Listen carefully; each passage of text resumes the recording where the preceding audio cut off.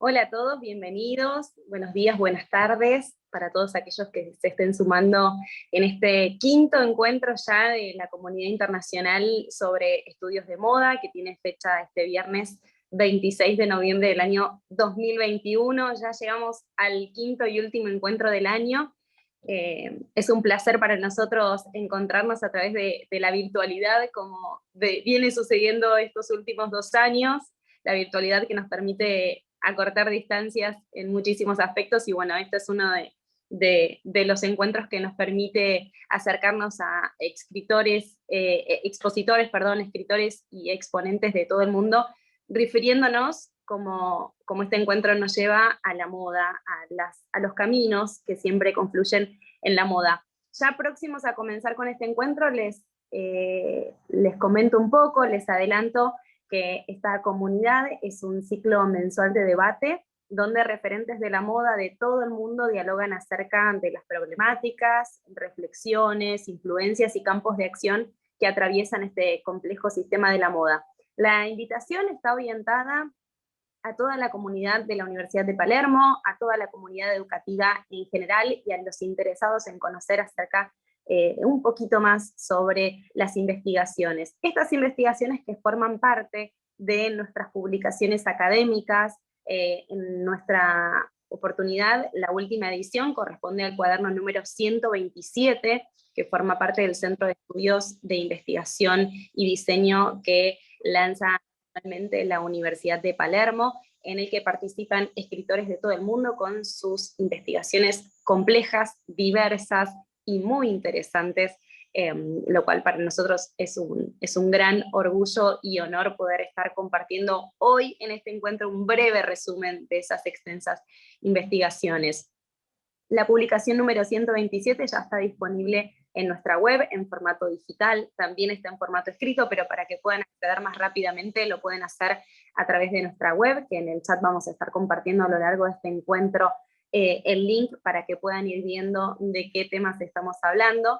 Y afortunadamente, y con el gran éxito de convocatoria que tuvimos para esta próxima edición, que ya está en marcha, ya está en plena producción, hemos decidido desdoblar la publicación en 2 ediciones, son más de 20 escritores que están participando en esta próxima edición, que aún no tiene número, ya en poco tiempo lo vamos a saber y vamos a estar publicando y compartiendo esta información.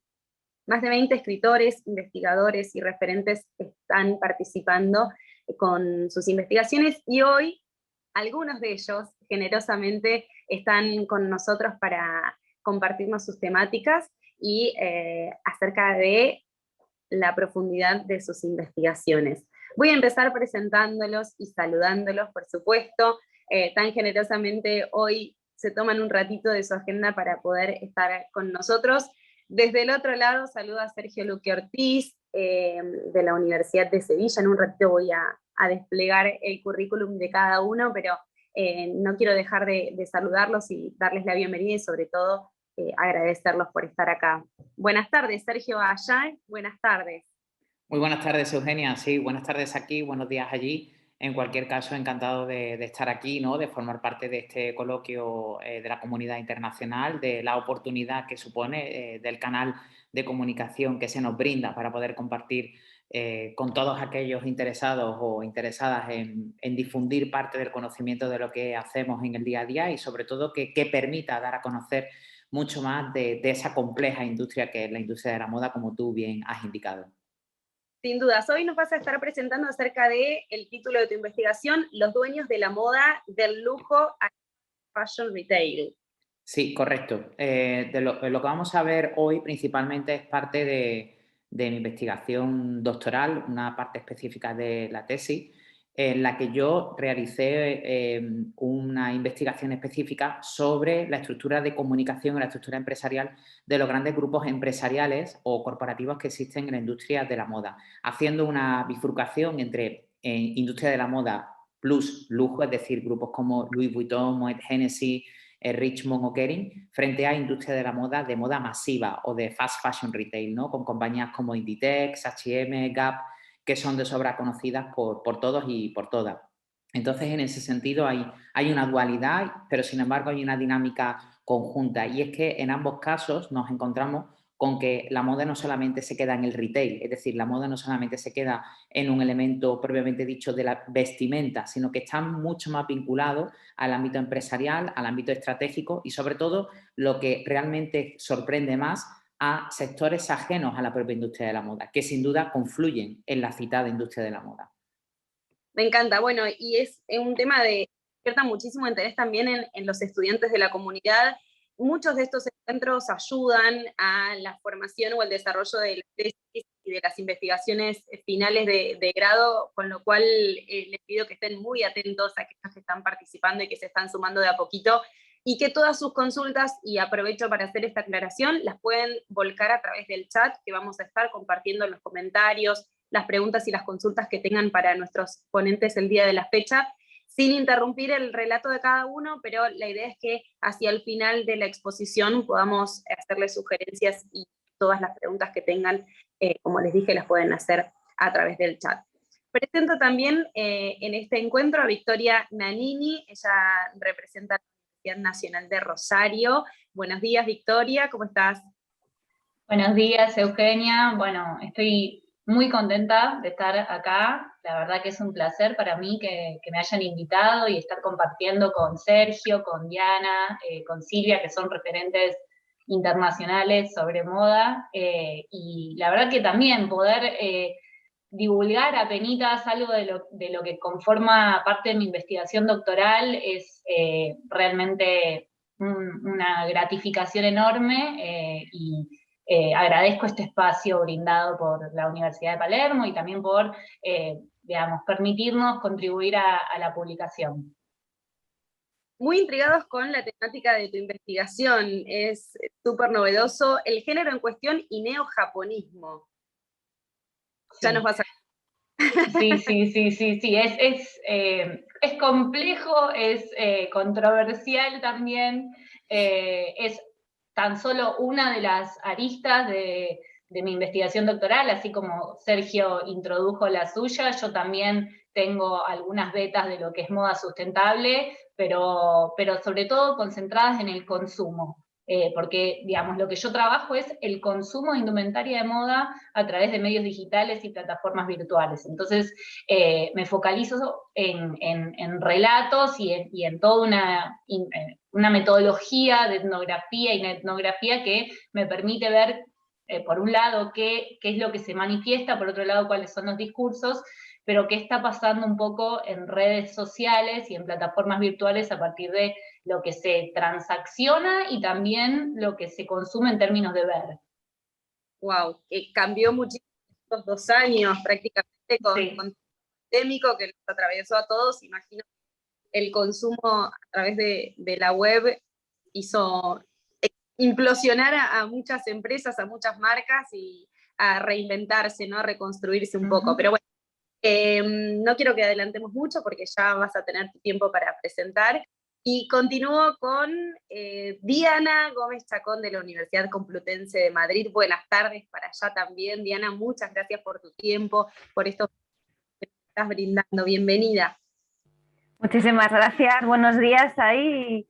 Y bueno, sobre todo daros las gracias, igual que el resto de compañeros, pero muy especialmente en mi caso porque no soy especialista en moda. Si soy algo, soy historiadora del arte y encima medievalista, cosa como muy rara en estos foros de discusión. Así que estoy encantada de poder participar, de la oportunidad que me habéis dado para dar unas pinceladas de alguna de mis líneas de investigación y encima poder publicar el trabajo y compartirlo con los compañeros que son los verdaderos expertos en el ámbito de la moda. Yo me quedo ahí en esos siglos hasta el 15, ya me da más vértigo pasar de ahí, pero bueno, os doy las gracias por la oportunidad que supone para mí cruzar el charco también virtualmente, aunque sea. Así es, bueno, pero la idea de estos encuentros también es conocer todas las aristas que involucran el camino de la moda desde nuestros antepasados, desde cómo se construyó todo, así que la historia es la base de todo y es conocer también un poquito. Tu escrito es Pervivencias medievales en la moda contemporánea, religiosidad, provocación y fetiche.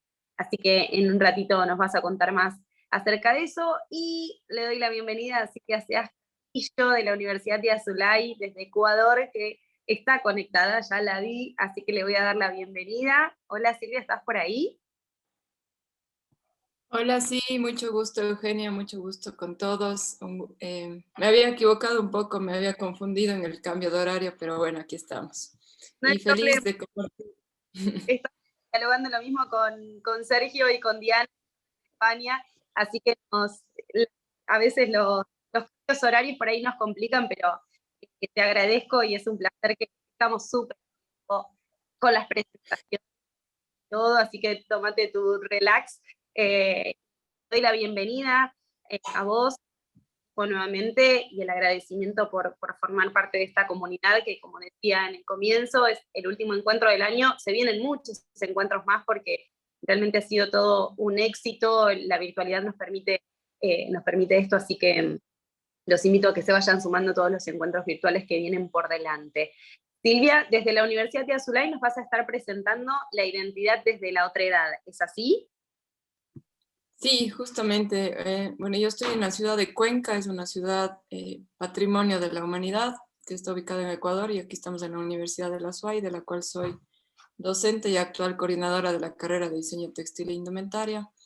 Yo estoy realizando mis estudios doctorales allá en la Universidad de Palermo, y bueno, me ha interesado mucho primero conocer las dinámicas de la moda en un contexto global para sentarlas en un contexto local. Entonces, entender también cómo esta circulación de la moda y sus dinámicas influencian en nuestra identidad, en la construcción de esta identidad, y cómo también nos reflejamos en el otro, en esta otra edad. Entonces, tenemos casos particulares, nosotros no tenemos estaciones en nuestro país, y eso también hace que la dinámica sea diferente aquí. Entonces, por ahí mi interés, y también conocer los emprendimientos de moda. Me encanta, me encanta. Bueno, muy, muy intrigados y expectantes para lo que nos vas a contar en un ratito. Voy a comenzar con la investigación de Sergio. Antes, una breve presentación de su trayectoria. Sergio Luque Ortiz es licenciado en Periodismo por la Universidad de Sevilla, doctor en Periodismo por la Universidad también de Sevilla, máster en Formación del Profesorado en Educación Secundaria Obligatoria, Bachillerato, Formación Profesional de las Escuelas Oficiales de Idioma, con especialidad en Ciencias Sociales de la Universidad de Sevilla, y tiene un máster en Dirección de Comunicación Empresarial y Marketing por la Universidad Rey Juan Carlos de Madrid. Espero no haber omitido ningún detalle, son breves descripciones de una extensa carrera cada una formación, y lo que nos trae aquí en este encuentro es el texto que tiene como título Los dueños de la moda del lujo, Fast Fashion Day. Así que el tiempo, Sergio, es todo tuyo y te escuchamos atentamente. Muchísimas gracias, Eugenia, y no te has dejado nada atrás, así que fenomenal. Bueno, pues con el permiso de todos los presentes y del resto de los asistentes, voy a compartir pantalla para que podamos empezar con la presentación y así pueda compartir con todos los asistentes el desarrollo del contenido. Un segundo. Ahora.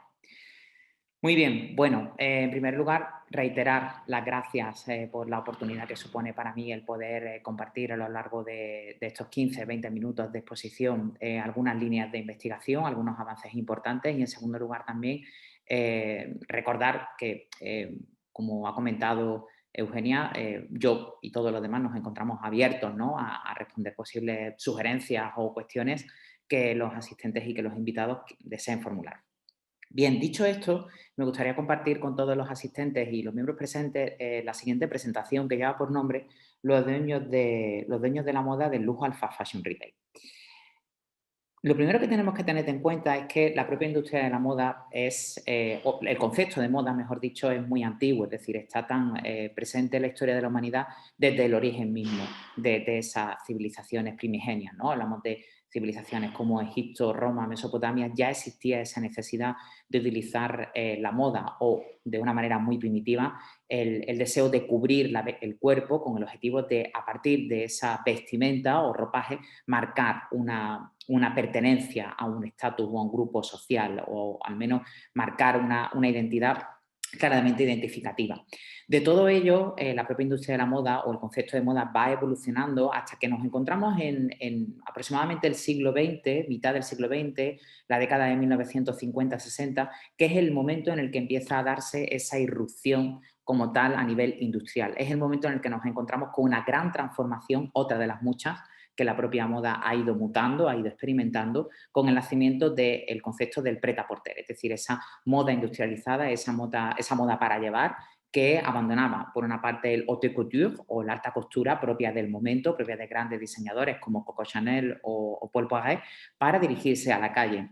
Es justo en ese momento, en torno a la década de los 60, cuando la moda se convierte en algo asequible, cuando la moda se convierte en algo masivo. Y también será algunas décadas más tarde, en torno a la década de los 70, 80, cuando empiece a fraguarse el germen, el ADN corporativo de los llamados holding empresariales, de los llamados conglomerados empresariales, en este caso de moda y posteriormente de la industria del lujo. Pero mucho antes de eso es necesario también tener en cuenta el porqué de esta investigación, es decir, el planteamiento, el estado de la cuestión. El estado de la cuestión determina que nos encontramos ante una ausencia evidente de investigaciones o de documentos académicos o de carácter bibliográfico que atestiguen la presencia de esta situación, es decir, que analicen, que investiguen la moda desde una perspectiva crítica, desde una perspectiva analítica y que sobre todo incidan en la importancia que tiene el hecho de que el alumnado de, por ejemplo, estudios de comunicación, de periodismo, de publicidad, de diseño de moda, de creatividad, en definitiva, sea consciente de quién controla esta industria, sea consciente de quién hay detrás de esos grandes nombres, de esas grandes firmas que todos conocemos y que, en definitiva, forman parte de nuestra cotidianidad. Si bien de una manera más cercana o lejana, son fácilmente identificables por la gran mayoría de consumidores, ni siquiera a nivel europeo, sino a nivel global.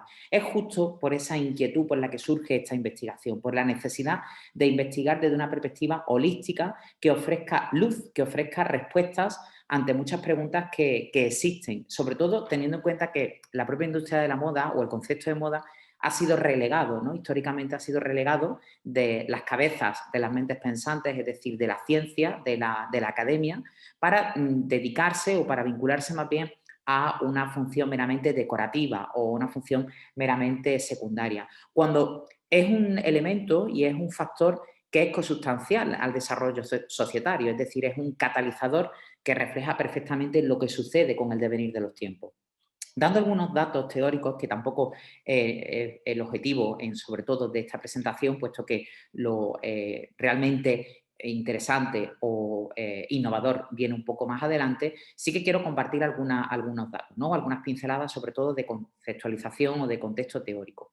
Es importante referenciar aquí los trabajos del gran sociólogo francés Gilles Lipovetsky, que desde finales de la década de los 80 y comienzos de los 90 ha investigado la moda desde una perspectiva, como comentaba hace unos minutos, crítica, ¿no? De una perspectiva basada, por ejemplo, como comentaba la compañera Silvia Ceas o la compañera Diana Lucía, desde el punto de vista del consumo, es decir, un consumo crítico, el por qué compramos moda y sobre todo el por qué nos sentimos tentados por las tendencias de moda. ¿Quién controla esas tendencias? ¿Quién las pone, nunca mejor dicho, de moda? ¿En base a qué elementos, en base a qué inquietudes se crean esas tendencias de moda? Por lo tanto, es necesario tener en cuenta que en ese contexto del que hablábamos, de la década de los 80, en el que aparecen los grandes conglomerados de industrias de moda y de lujo y además de industria de fast fashion retail, aunque más cercano en la década de los 90, empezamos a ver también cómo el consumo de prendas textiles, el consumo de moda, se hace popular, es decir, se conoce como la llamada democratización de la moda. Muchas veces se considera que grandes empresas en este caso españolas o europeas como Inditex o H&M se les considera como las grandes aladites de la democratización de la moda, cuando la democratización de la moda empezó muchísimo tiempo antes, justo con las revistas especializadas en moda, que fueron las primeras en divulgar tendencias y en acercar esa necesidad de comprar el artículo de moda.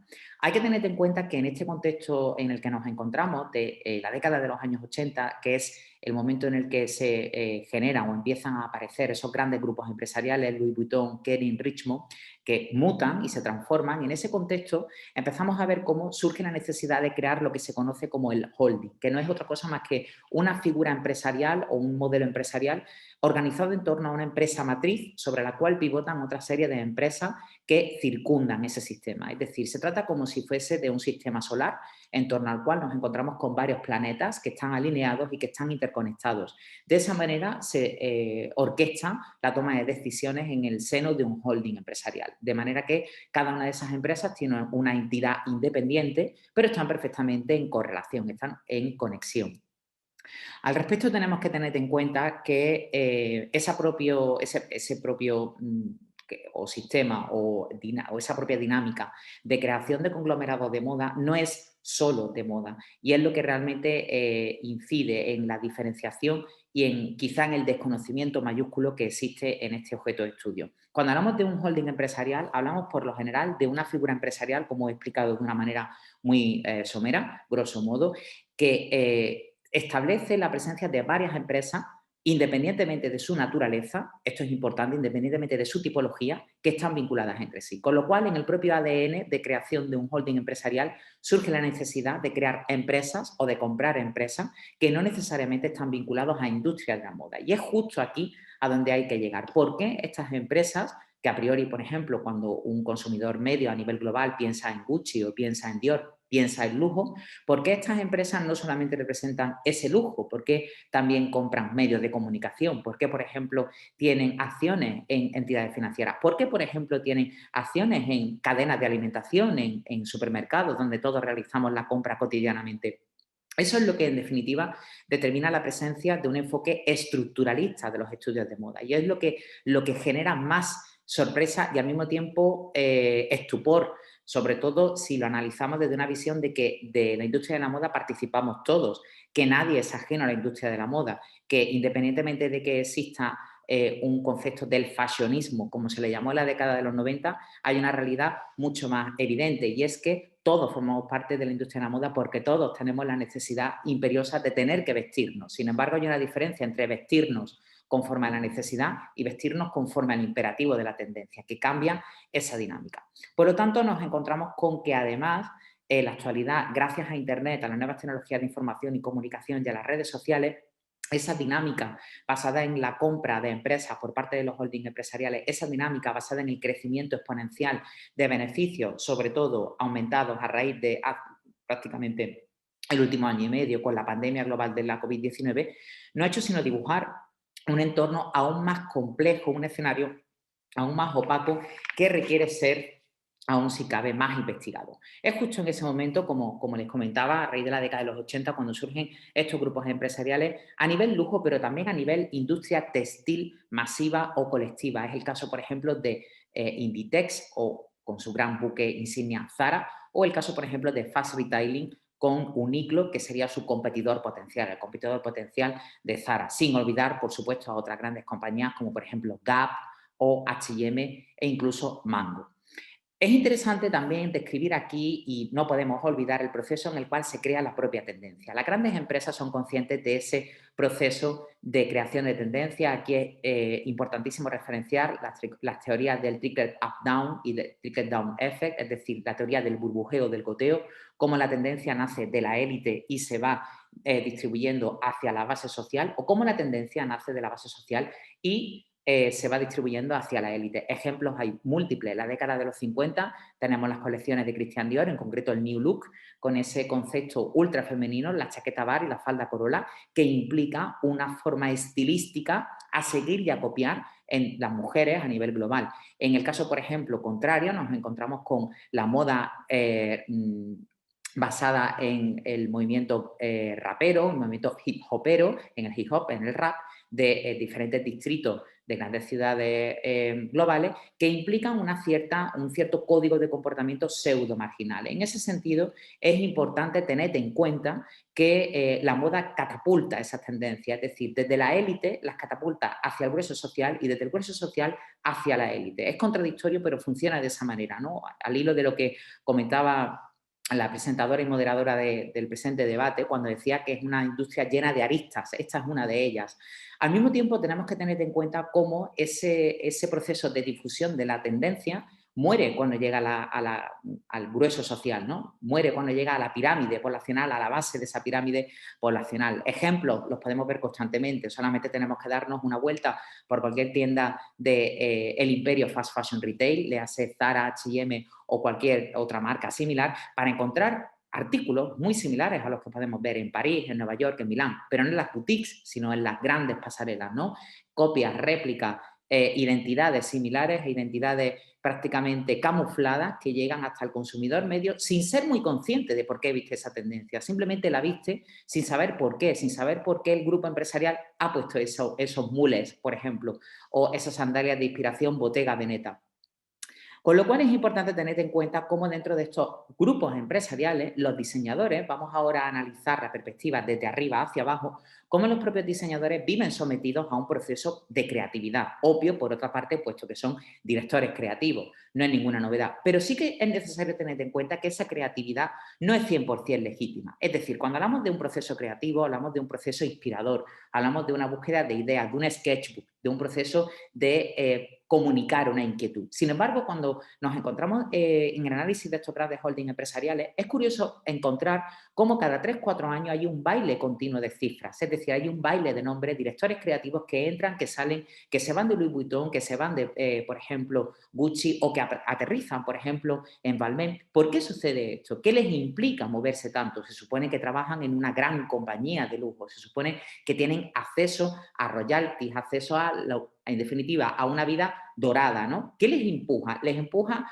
algo que es fundamental y es la presión creativa. Les empuja el hecho de que, ante todo, para el grupo empresarial no tiene una prioridad el proceso creativo, tiene una prioridad el proceso económico, la ganancia. No olvidemos que hablamos de empresas, no olvidemos que hablamos de una estructura capitalista en la cual la producción de beneficios económicos está por encima de la producción de la creatividad. Sí, casamos, es decir, si unimos en perfecta consonancia el proceso creativo con la obtención de beneficios multimillonarios, entonces el matrimonio es perfecto. El matrimonio se rompe en el momento en el que el director creativo ve agotadas sus capacidades de sorpresa. Y aquí precisamente nos encontramos con una huella muy evidente. En los últimos años hemos asistido todos y todas a un cambio, a una transformación que no solamente se ha quedado en el hecho de que hayan aparecido y desaparecido directores creativos, diseñadores.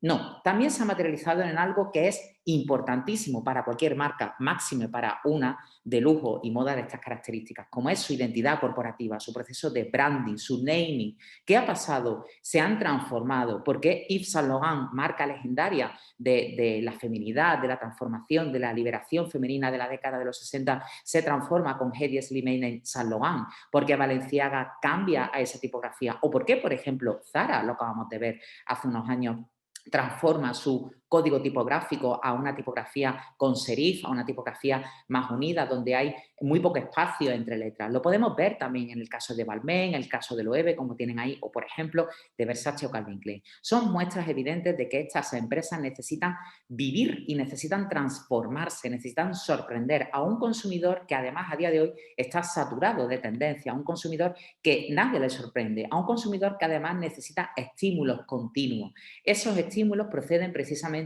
de la transformación del nombre, pero también pueden proceder de otras acciones, es decir, de empresas que forman parte de grandes grupos empresariales, como los que tenemos aquí. Empezamos precisamente con Louis Vuitton Moet Hennessy, uno de los grandes baluartes de la industria mundial, de la moda y el lujo, que no solamente es moda, sino que también lo podemos ver materializado en actos tan sencillos como ir, por ejemplo, a una tienda, a una boutique, se fuera a comprar un perfume, una barra de labio, un regalo para Navidad o incluso hoy para Black Friday. O, por ejemplo, podemos materializarlo o verlo perfectamente presente en medios de comunicación franceses como Les Echos o, por ejemplo, en los grandes almacenes La Samaritaine de París o incluso, por ejemplo, para los consumidores europeos, cada vez que realizamos una compra de la cesta cotidiana en los supermercados Carrefour con un porcentaje de acciones del 5,87%. En definitiva, nos encontramos con una estructura empresarial en la que evidentemente estaremos todos de acuerdo. Esto ya no es moda. Es decir, esto se escapa del concepto creativo. Esto entra en la dinámica de la empresa y entra sobre todo en la dinámica de la superestructura de poder.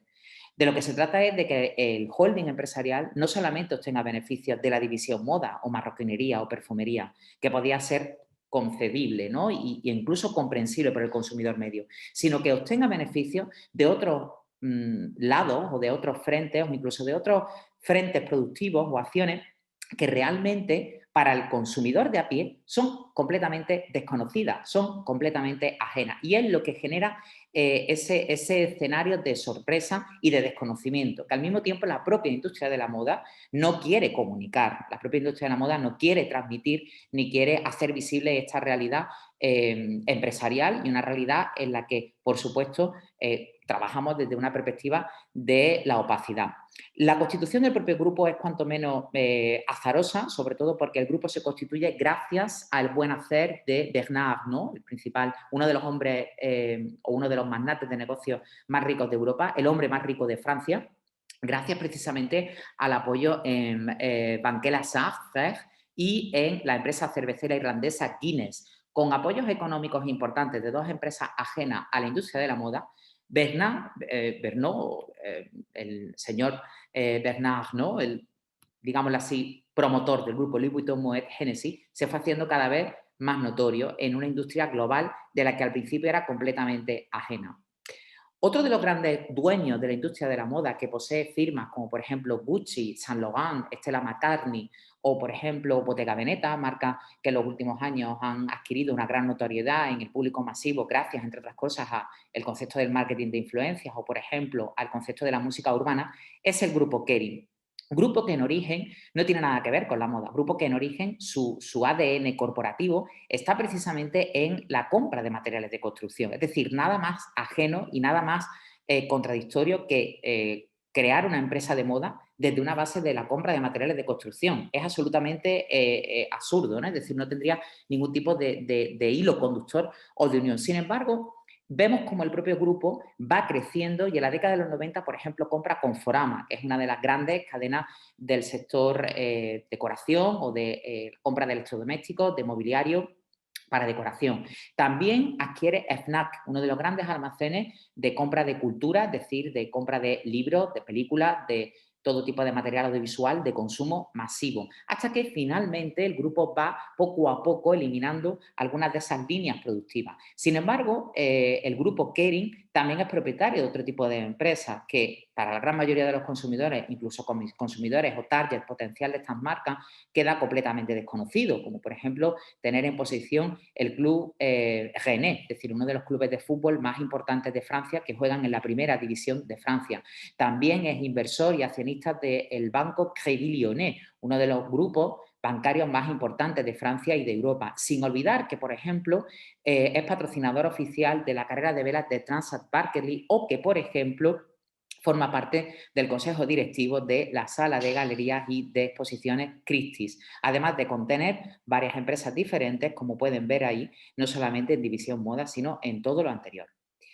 Al respecto nos encontramos con el tercer gran dueño de esta industria global del lujo y de la moda en un nivel o en una representación de alta costura, que sería Richemont. Richemont, grupo constituido y nacido en Suiza, su ADN corporativo ha estado muy cercano y muy vinculado precisamente a la industria, no de, como pueden imaginar, quizá de la relojería o de la joyería o de la moda, no, algo mucho más rudimentario, de la industria tabacalera, en concreto en Sudáfrica, con campos específicos de cultivo de tabaco para comercializar habanos, para comercializar cajetillas de tabaco y, por supuesto, puro. El grupo Richemont se ha hecho especialmente grande con la compra de Jocks.com y Net-a-Porter, dos de las plataformas más importantes que existen a día de hoy para compra de retail, de lujo, de moda masiva, incluso también porque se realizan colaboraciones cápsulas con algunas marcas más comerciales, de artículos de cosmética y, en definitiva, de distribución de retail a través de Internet. Las ventas que hemos tenido Jocks y Net-a-Porter en el último año han duplicado las que normalmente venían cosechando al final de cada año. Para finalizar este repaso general a los grupos empresariales de moda y lujo, no quisiera dejar atrás uno de los grupos españoles más notorios y que precisamente forma parte de esa división dorada dentro de la propia industria global de la moda y el lujo. Es el grupo Puig, un grupo muy conocido para los consumidores españoles y europeos. El grupo Puig fue el primer grupo empresarial español en comercializar el primer labial en un momento en el que España atraviesa una guerra civil y un proceso económico y social paupérrimo. El grupo Puig lanza un labial, un rojo de labios que levanta la moral de los hombres y también de las mujeres, como se suele decir, ¿no? En tiempos de guerra la venta de labiales o en tiempos de crisis la venta de labiales es de sobra conocido por todos que aumenta exponencialmente. El grupo Puig se asienta en la división perfumería, pero no solamente comercializa perfumería, también comercializa moda con firmas como por ejemplo Nina Ricci o Paco Rabanne o Jean-Paul Gaultier. Aquí en España es especialmente conocido sobre todo por las fragancias de gran división o división consumo, cada vez que por ejemplo algunos actores, actrices o cantantes deciden experimentar en el negocio del gran consumo, lo hacen a través del grupo Puig mediante el lanzamiento de alguna eau de toilette o un agua de colonia o un perfume que lleve su nombre y del que el grupo Puig sea el encargado de la creación perfumística. Divisiones importantes del grupo Puig, además de ser uno de los grupos que controle mayor cantidad de empresas de moda como tienen ahí en la división moda, también podemos ver cómo el grupo tiene otras empresas filiales, como por ejemplo ser accionista de Fluidra, un fabricante de piscinas, ser accionista de Alpino, que es una de las marcas más conocidas en este país, en España, sobre todo de material escolar, de lápices y de rotuladores y de cuadernos, material académico. Ser además accionista de la marca Clipper, que es una marca de encendedores y de cuchillas de afeitar, sin olvidar, por ejemplo, que tiene una presencia importante en dos grupos, en el grupo Uriage y en el grupo Isdin, ambas marcas muy relacionadas con lociones o cremas de dermocosmética o de dermofarmacia, que incluso hasta hace unos años, los años previos a la crisis de 2009, aquí en España, la Seguridad Social, nuestro sistema sanitario recetaba muchísimas pomadas, cremas y productos de esa marca, de Isdin. Pero no todo queda justo precisamente en el ámbito del lujo, sino que también el fast fashion retail tiene mucho que decir aquí, sobre todo cuando hablamos de Inditex. Industrias Textiles de España, que surge en la década de los 80 de una manera azarosa, se constituye gracias al buen hacer de su promotor, de Amancio Ortega, en uno de los grandes grupos empresariales que aún a día de hoy son estudiados en escuelas de negocios globales como Harvard, Yale o Berkeley, sobre todo por la creación de una forma de producir basada en la estrategia del just in time, es decir, poner justo a tiempo la producción textil que el público va a demandar. Inditex es propietario de grandes firmas o firmas de moda masiva como por ejemplo Bershka, Stradivarius, Massimo Dutti, Uterque, pero no solamente queda en el ámbito moda, sino que Inditex también tiene su propio grupo empresarial que entre otras cosas es propietario del 31% de las acciones de la cadena hotelera Roommates, una cadena hotelera con presencia en España y en varios países europeos. También controla de una manera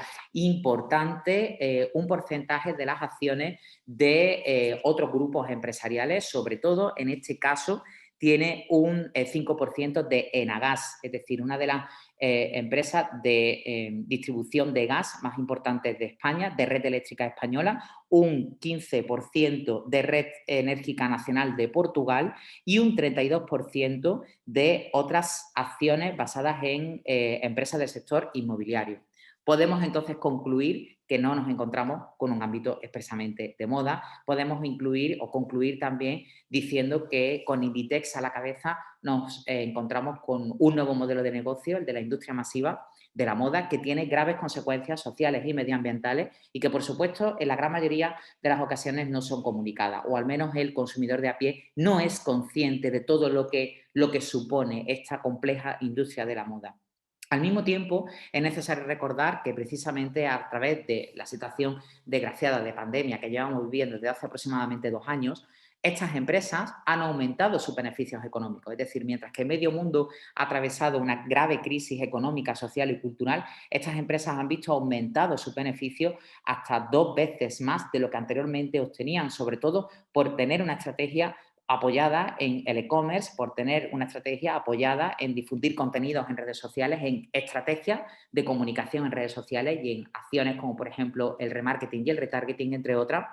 Y con ello concluyo, para no extenderme más, recordando algunos aspectos importantes. El primero de ellos es que es necesario investigar en moda, es necesario que los alumnos, que los talentos del mañana, que quieran dedicarse a la comunicación, a la publicidad, al diseño de interiores, de moda en definitiva, que tengan la inquietud en este ámbito, lo investiguen. Porque es necesario, es oportuno y además es obligatorio difundir ese conocimiento para que los consumidores a nivel global tengan una perspectiva crítica, sean conscientes de lo que hay detrás de esas empresas. En segundo lugar, también es oportuno que la propia industria apueste por una sostenibilidad real y efectiva, es decir, como una sostenibilidad que no sea parte de una estrategia, como por ejemplo vemos en el caso de marcas como Gucci, Chloé o Zara, con estrategias de upcycling, ¿no? De querer reciclar lo procedente de otras colecciones con una pretendida acción comercial, con una pretendida acción estratégica. En tercer lugar, hay que también tener en cuenta que el poder del logo ya no es suficiente. Es decir, estos grupos empresariales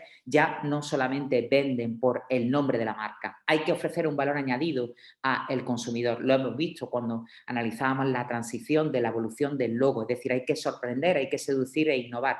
La cuestión es cómo hacerlo al mismo tiempo sin seguir perjudicando el medio ambiente y al mismo tiempo sin que el consumidor comprenda y entienda todo este entramado que hay detrás a nivel empresarial. Y por último, sí que es necesario tener en cuenta la perspectiva del consumidor, que cada vez requiere productos más funcionales, más eficaces y por ello más útiles.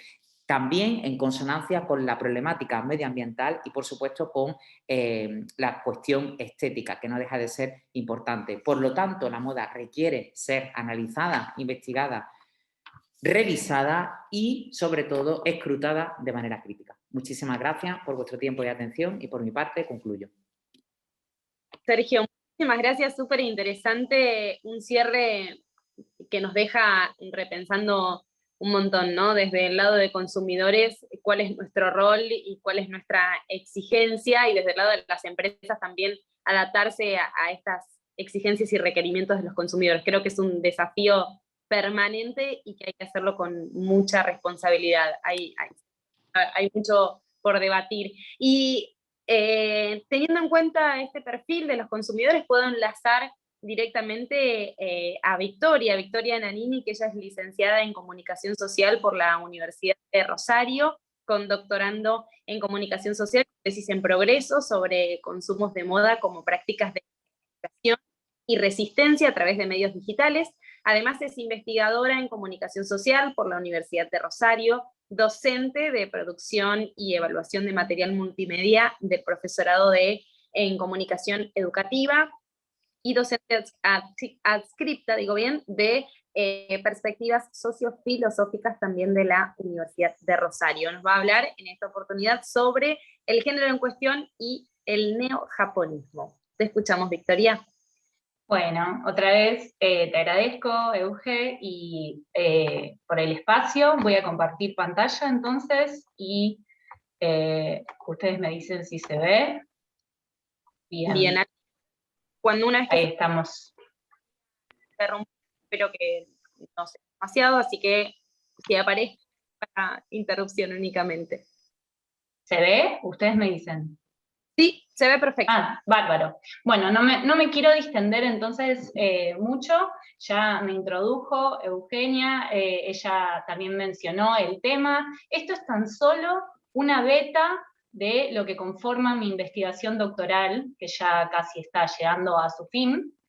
Como ella dijo, mi foco, y está muy, muy vinculado con todo lo que trabajó de forma tan integral Sergio, es el tema de los consumos de indumentaria de moda como prácticas de comunicación y resistencia a través de medios digitales y plataformas virtuales. En mi caso, me centré en Instagram y Renová tu Vestidor de Argentina en los años 2016 y 2018, la metodología que implementé es la netnografía, que también se la refiere como etnografía virtual o digital, complementada con entrevistas en profundidad a 40 informantes de distintas ciudades y provincias del país, de diversidad sexogenérica, entre 20 y 45 años. Algunas de las cuestiones relevantes que desarrollo en profundidad a lo largo de mi investigación, que las quiero nombrar brevemente porque me parecen necesarias, tienen mucho que ver con lo que mencionó antes Sergio. Por un lado, lo que denomino figuras de referencia, una categoría creada exclusivamente a los fines de mi investigación, para distanciarme de las y los influencers, en ese carácter tan marketinero que tienen, si bien figuran operan de manera parecida, tienen que ver con un público más exiguo. Por otro lado, los consumos de indumentaria de segunda mano ante la crisis que viene atravesando nuestro país, especialmente desde el 2016 y que se ha agudizado y que sigue estando presente.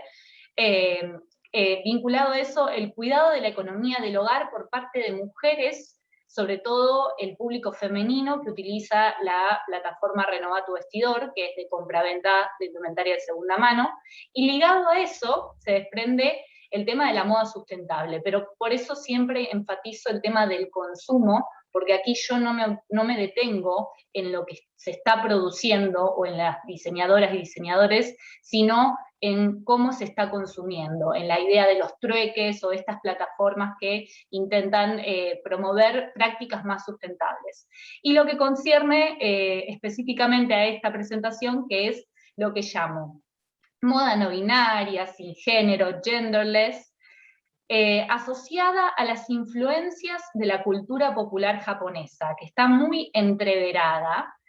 Parece algo controversial, pero así es como ha aparecido tanto en los discursos de mis informantes como en el trabajo de recabamiento de datos, de scraping a través de Instagram, con hashtags y también trabajo de nodos que tiene que ver con la etnografía.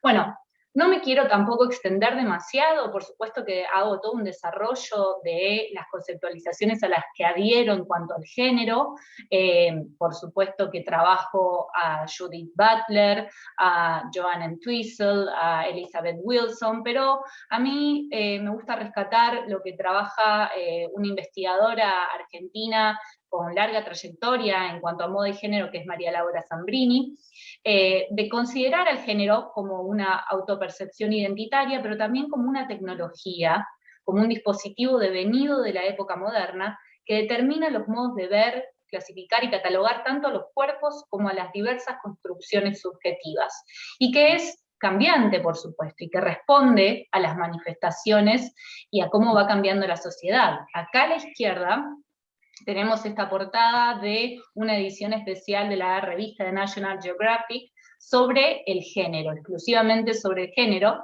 En la tapa se encuentra una niña sin género, y fíjense que tiene el cabello de color fantasía. Esto es algo que voy a nombrar muchas veces y voy a destacar como que está asociado a la cultura pop japonesa. Esto de que hace varios años, tanto jóvenes como personas adultas llevan sus cabellos de colores fantasía, tiene que ver con esta colonización invisible japonesa que digo, que deviene del manga y del anime, donde se representa así.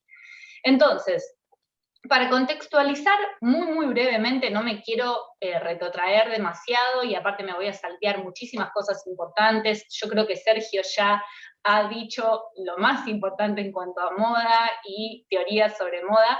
Sí me parece necesario, para hablar del género, tocar de que en un mundo donde la concepción del pensamiento ha sido binaria, la concepción de casi todo lo que fue la producción de conocimiento por el dualismo cartesiano ha estado marcado por estas dicotomías y dualidades opuestas y excluyentes como objetivo, subjetivo, cuerpo, mente, emoción, pensamiento, hombre, mujer.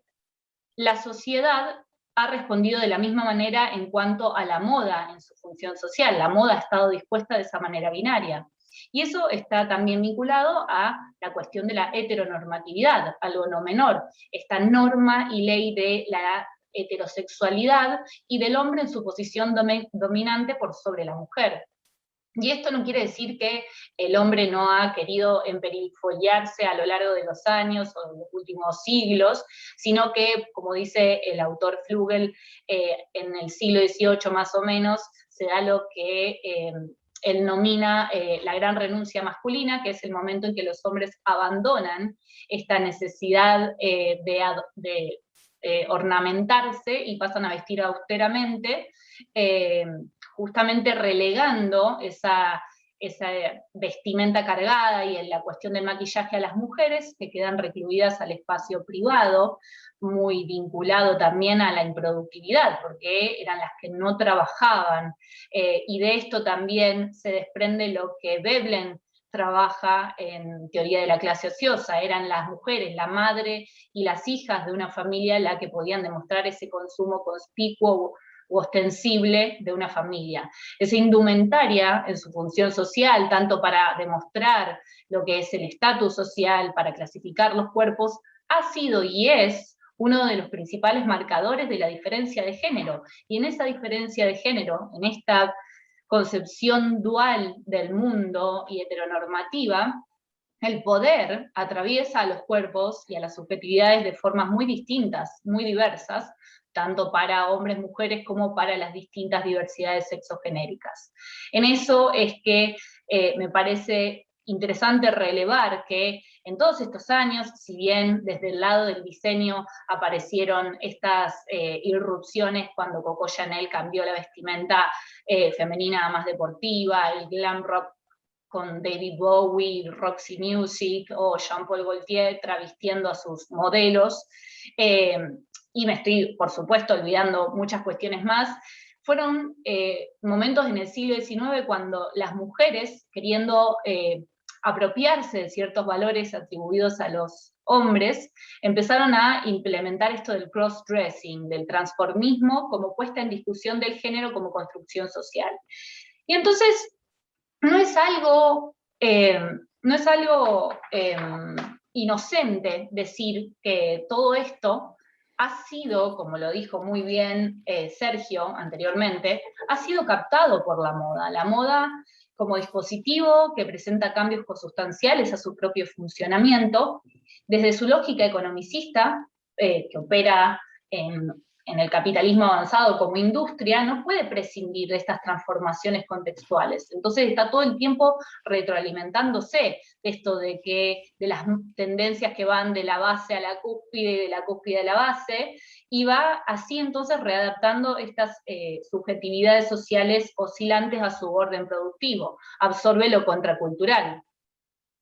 Pero en mi trabajo, especialmente, la moda no binaria, sin género, genderless, es la representación de un espíritu de época, de un zeitgeist, de la manifestación epocal de la comunidad LGBTIQ, que a lo largo de los últimos años se ha podido visibilizar a través de sus movilizaciones, sus marchas, su lucha por sus derechos, y es aquí donde las juventudes me parece que son las responsables, especialmente, de llevar adelante determinadas estéticas y de poner en práctica ciertos consumos culturales a través entonces de redes sociales, demostrando esta intención de romper con algunos mandatos sociales. Vemos acá a la izquierda una de las personas que entrevisté, que es no binaria, a la izquierda se muestra más masculino y a la derecha más femenino, y justamente, ahí se me va, quiero leer una de las frases que me parecía interesante para destacar.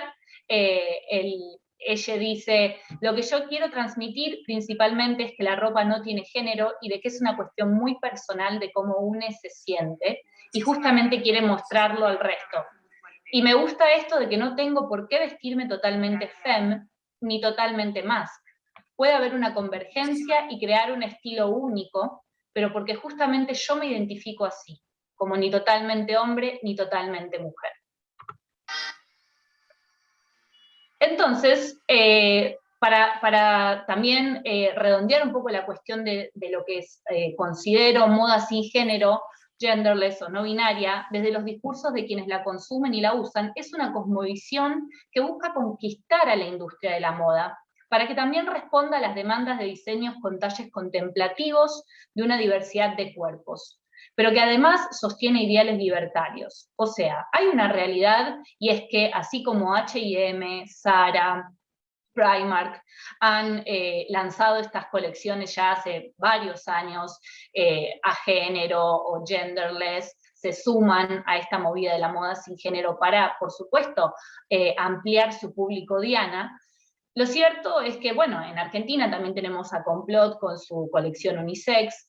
Lo cierto es que no son a veces contemplativas de las distintas morfologías de cuerpos. Y, por ejemplo, en las entrevistas he podido recabar que quienes compran a través de Internet, les es muy difícil, si son personas no binarias o gender fluid, encontrar prendas que puedan responder a sus morfologías, y ante eso probablemente se frenan en sus posibilidades de consumir. Por eso también digo que es la posibilidad de sostener ideales libertarios en el sentido más revolucionario, radical y filosófico de la palabra. La moda no binaria, sin género, representa un estilo de vida que intenta despojarse de manera anárquica de los imperativos sociales, buscando la comodidad y especialmente la creatividad, al combinar estéticamente lo que ha estado prohibido durante muchos años. Tiene que ver con esto, con romper un poco esto que parecía incompatible, colores, géneros, telas, que estaban atribuidos a determinados géneros, y probar un poco y jugar con eso. Aquí aparece la conexión japonesa. Yo voy a hablar un poco de manera indistinta de lo que es el neojaponismo, del estilo kawaii, del J-fashion, y cómo está entremezclado con el genderless. A la derecha tenemos un personaje de un manga devenido anime llamado Violet Evergarden. Este personaje, Benedict Blue, es un cartero que se viste, fíjense, con botas de taco alto. Entonces, para iniciarme un poco en esto, lo que considero como neojaponismo no es esta cuestión que se ha avisorado en algún momento como el revival de Japón del siglo XIX o siglo XX, sino un conjunto de flujos de información culturales asociados con Japón, en lugar de algo también que sea auténticamente o esencialmente japonés. Es la obsesión que Latinoamérica, y en especial Argentina, han desarrollado por dicha cultura, concibiéndola como posmoderna, avanzada y distintiva, y hay algo en esto también de un consumo esnovista, ¿no? Porque esto tiene que ver, sobre todo, en lo que pude relevar a través de la metodología etnográfica. Hay una apropiación material y simbólica que el público consumidor está realizando de la cultura popular japonesa, inyectando impurezas, generando variaciones e hibridaciones culturales donde pareciera que no se respetan los códigos que nos vienen precediendo hace muchos años. Entonces hay todo un juego y una prueba en la que hay mezclas de subculturas, hay mezclas de estilos y corrientes divergentes, y el mundo digital es donde eso se ha hecho más ostensible. Aquí a la derecha tenemos un ejemplo de los reconocidos borseos Dr. Martens, que han estado asociados milenariamente a la subcultura punk y los skinheads, con el personaje tan famoso de la empresa Sanrio japonesa, Hello Kitty. Entonces, esto tampoco ha sucedido por generación espontánea. Detrás de todo esto hay estrategias que tienen que ver con una estrategia de soft power del gobierno japonés, iniciada ya hace varios años, con sus industrias Cool Japan, que están orientadas hacia el interior de su país y hacia los países asiáticos, pero también hacia Europa y el resto del mundo. Y todo eso está matizado por un mercado global muy potente que es el estadounidense. Así, a partir de este proceso de globalización e hipermediatización, es que nos llega a Latinoamérica, Argentina, esta cultura popular japonesa, que por supuesto es parte de la moda, porque todo es parte de la moda, aquello que también se muestra como un poco marginal, o aquello que yo nombro como práctica de resistencia, busca resistir, pero no hace otra cosa que replicar cuestiones que ya están impuestas. En esto esta idea de la conexión japonesa con el genderless, tiene que ver con esto que dije, el estilo kawaii, la cultura otaku, aquellas personas fans de los animes y los mangas, todo el estilo que desciende directamente del barrio Harajuku de Tokio. Y algo que también está muy relacionado son los consumos de otros países asiáticos, como el estilo musical K-pop, los dramas coreanos, donde ahí aparecen figuras con rostros angelicales, con vestimenta andrógina, que dan cuenta de una ambigüedad de género. Y esto es consumido por jóvenes adolescentes entre 10 y 17 años, por ejemplo. Y otro detalle no menor, sobre todo en nuestro país, Argentina, donde se ha visto de manera saliente cómo en los últimos años están entre los consumos culturales y musicales de lo urbano, el trap argentino, donde allí se impone la estética del elegante sport. Tiene que ver con utilizar trajes con zapatillas para todos los géneros, y allí es donde entonces también se ve mixturada esta moda genderless con el kawaii, el estilo kawaii representante del neojaponismo. La vemos acá, que ahora ya más adelante la citaré, a una exponente nacional que es Kazu, con proyección internacional, ¿no? Obviamente, que tiene una polera con la figura de anime Naruto. Entonces, retomando un poco a un autor que trabaja sobre su propia cultura, que es Iwabuchi, él dice que esto del aroma cultural tiene que ver con cuando una fragancia que se asocia a un producto, a una idea, prende con facilidad en los mercados. Y eso es lo que sucede con el anime y con la cultura popular japonesa, con esto de los cabellos colores fantasías, los colores brillantes que se hacen eco en la bandera de la comunidad LGBTIQ, porque también todo lo que es la comunidad drag queen se sirve de estas estéticas de colores brillantes, de a veces vestimentas extravagantes y maquillajes cargados que devienen entonces de esto. Pero a su vez se intercala entonces y se cuela todo esto con la moda sin género. Acá tenemos otro ejemplo de una figura de referencia, como dije antes, no influencer, que entrevisté para mi tesis. Ella también vinculando su pasión y su devoción por la moda sustentable, todos los miércoles propone revolver el guardarropas y lo que hace es sugerir, por ejemplo, o arma un conjunto en base a un personaje de alguna película de anime de estudio Ghibli, en estos casos de Kiki la aprendiz de brujo, a la izquierda y a la derecha de Omoide no Marni. Y aquí también está jugando ella con esto de la ambivalencia y la ambigüedad de género.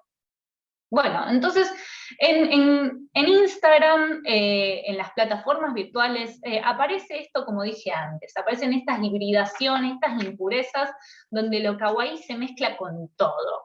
El neojaponismo aparece entonces mezclado con la subcultura punk, la skater. Vemos acá, por ejemplo, en el medio, una joven llevando, se ve muy pequeño, pero seifuku, que es el uniforme que utilizan en las escuelas medias y secundarias de Japón, en color negro. Tiene toda la cara llena de piercings y lleva muchos tatuajes, uno de ellos de Marilyn Manson. La joven de la derecha tiene ese body tan sensual y a su vez está sosteniendo un peluche del Pokémon Jigglypuff. Tenemos diversas manifestaciones.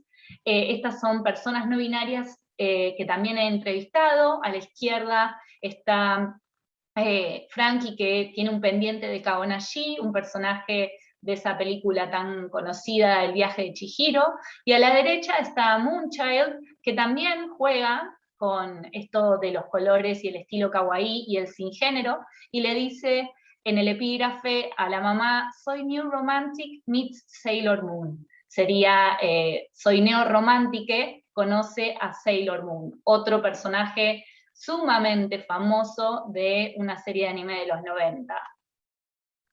Aquí también vemos otros ejemplos, no me quiero extender mucho más, de algunas imágenes relevadas en el espacio digital, en Instagram, Pinipona, que también tiene todas esas estéticas.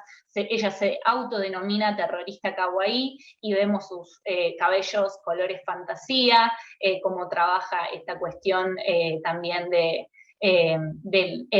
por ejemplo, de fomentar el veganismo, de sus colaboraciones con artistas de la zona litoral argentina. A la derecha también otra usuaria y consumidora vistiendo esta ropa tipo seifuku en colores pasteles, ya en este estilo más kawaii, y fíjense que en el pie de foto dice yo tan corcho y ella tan waifu. Waifu es otra denominación que proviene del consumo de manga y anime. Y bueno, y finalmente lo que decía antes, todo esto está sumamente mezclado y entreverado con esta corriente musical tan en boga en Argentina y creo que en Latinoamérica, y también en España, ¿no? Porque vemos a Nati Peluso cómo se desenvuelve, a Rosalía, y esto está también vinculado al neojaponismo y a la moda sin género. Vemos cómo utilizan estos cabellos colores fantasía, esta ropa oversize, unisex, y llevan, por ejemplo, camperas con figuras de anime, pendientes, piercings, y aquí es donde yo digo que no solo desde estas figuras, sino también desde el público usuario, que replica mucho de esto, se samplean, se mezclan un montón de estilos sin respetar estos códigos que antes parecía que debíamos llevar acerca de la moda, ¿no? Hay toda como una especie de anomia también en torno a todo eso. Hay piezas entonces de la cultura pop japonesa mezcladas con la moda sin género, el cine, la cultura de las calles, la tendencia entonces de lo deportivo y lo musical. Entonces, para cerrar y no irme mucho más, me pareció muy interesante lo que Sergio propuso y adhiero totalmente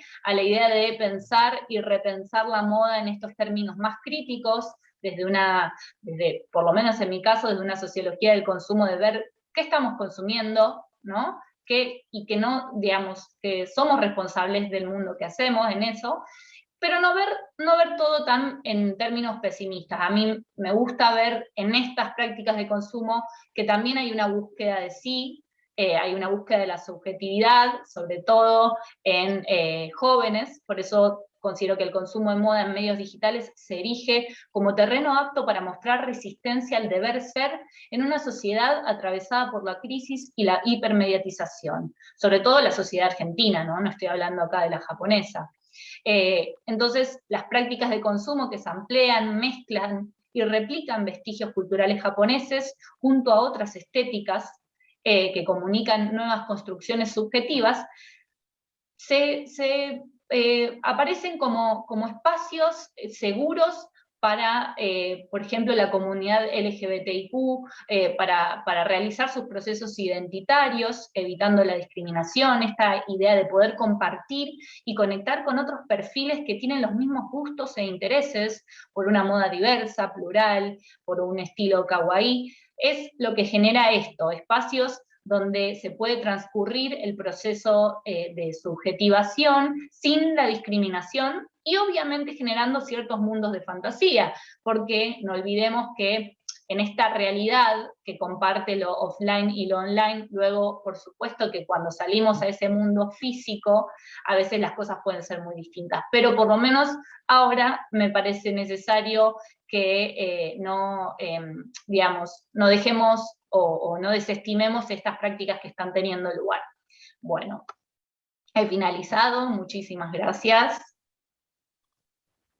Victoria, muchísimas gracias a vos, un placer escucharte, no quería interrumpirte por más que con unos minutos así ya extendidos, pero qué importante es poder conectar todos los temas, ¿no? Ir en un hilo conductor y viendo cómo coinciden y cómo confluyen en similares conclusiones. Si bien abarcan distintos temas y distintos campos de acción, hay muchas ideas que que coinciden, y es el caso de lo que mencionabas también, ¿no? Del poder de la moda, de romper estructuras. En el caso tuyo hablas de la moda no binaria, pero cómo mueve los cimientos ya preestablecidos, y qué importante es poder ampliar la mirada y repensar todos estos nuevos conceptos que ya sin dudas que vinieron para quedarse. Así que te agradezco, y realmente es súper interesante tu trabajo de investigación, que se nota que ya lleva mucho tiempo. Este tiempito para hacer el paso le damos a Silvia Seas Carrillo, de la Universidad de Azuay, de Ecuador. Ella es máster en proyectos de diseño de la Universidad de Azuay y máster in Fashion and Textile del Instituto Europeo de Diseño de Italia, con doctoranda en diseño de la Universidad de Palermo. Es coordinadora además de la Escuela de Diseño Textil e Indumentaria de la Universidad de Azuay en Cuenca, Ecuador. ¿Te parece, Silvia, si comenzamos con tu presentación, La identidad desde la otra edad? Sí, claro, muchas gracias por el espacio. Voy a compartir mi pantalla.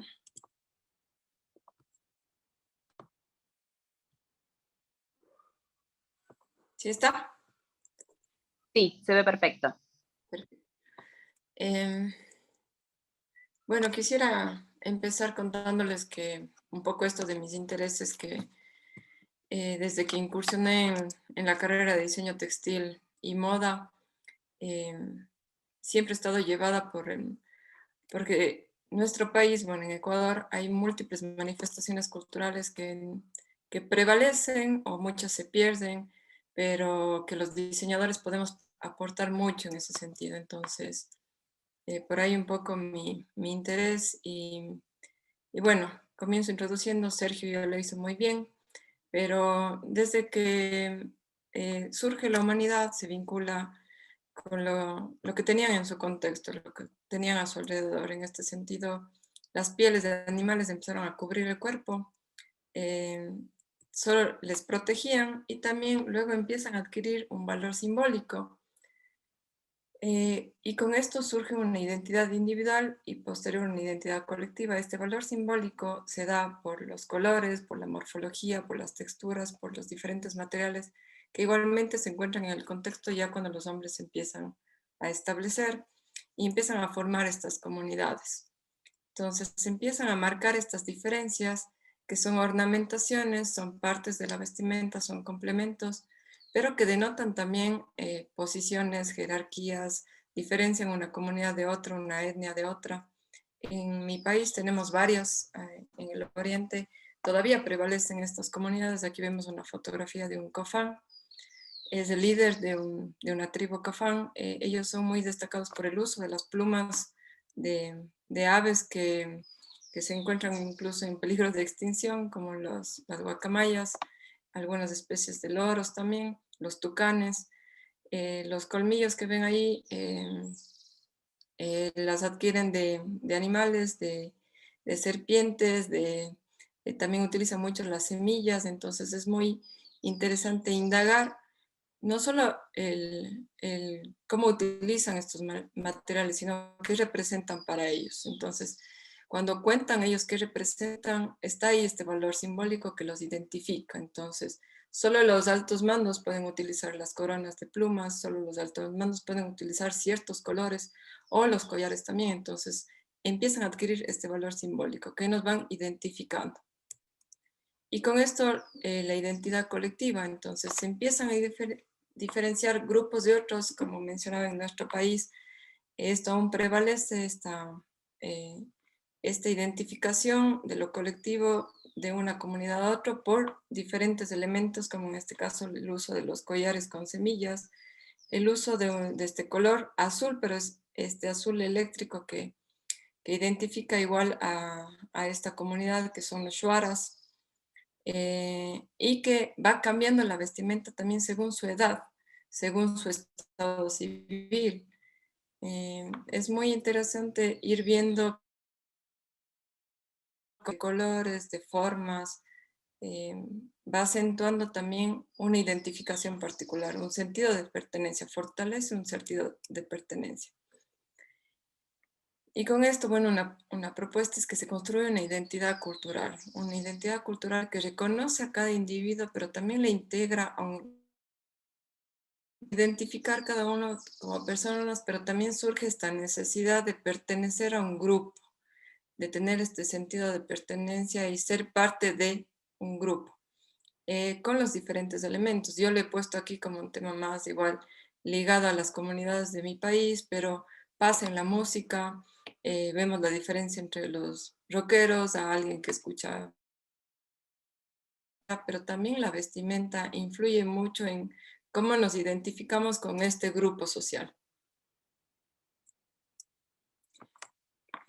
Se propone y he desarrollado una construcción del individuo y la sociedad, un poco partiendo de un análisis desde cómo las sociedades van adoptando otras formas de construir la sociedad, otras formas de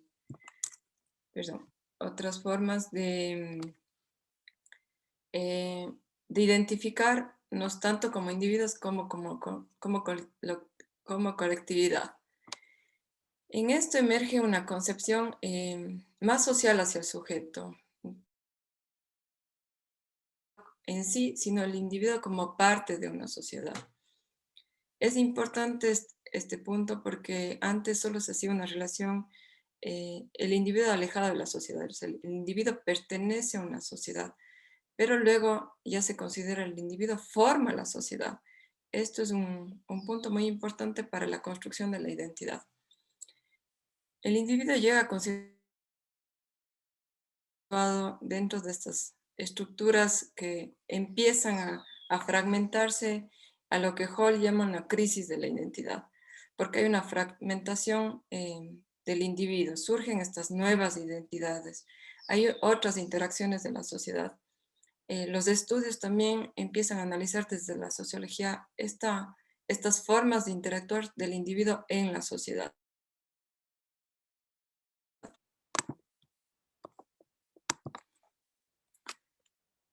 Según Lacan, se empieza a generar una formación del yo, pero en la mirada del otro. En la mirada del otro, desde que nosotros tenemos una temprana edad, lo hacemos por medio de imitación. Nuestros papás nos empiezan a enseñar cómo son las cosas, siempre imitando lo que... Entonces, desde nuestra primera formación, empezamos con esta imitación hacia el otro. Y que a lo largo empezamos a replicar estas formas de identificarnos de forma ya sea consciente o también inconsciente. Y con esto nos vamos formando, pero lo que se habla ahora es de una identidad que siempre está en proceso y está en formación por nuestro día a día, por nuestros diferentes contextos. Ya no podemos hablar de una identidad estancada, sino que siempre está en formación, está muy ligada al tema de la cultura también.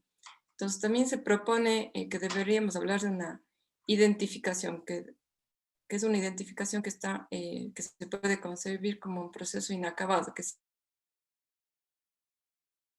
siempre... Según Weber, perdón, un ratito. Yeah. Según Weber, el simple hecho de que alguien acepte por sí una actitud determinada aprendida en otros y que parece conveniente para sus fines, no es una acción social en nuestro sentido. Se evidencia que en este caso no orientó su acción por medio de la observación, se dio cuenta de ciertas probabilidades objetivas. No es que replicamos de manera igualitaria lo que hacen los otros, pero siempre proyectamos y nos basamos en lo que están haciendo las otras personas, y pasa lo mismo con las prendas. Bueno, más adelante hablaré ya un poco de cómo he intentado construir esta identidad ya con la moda en sí, con la indumentaria.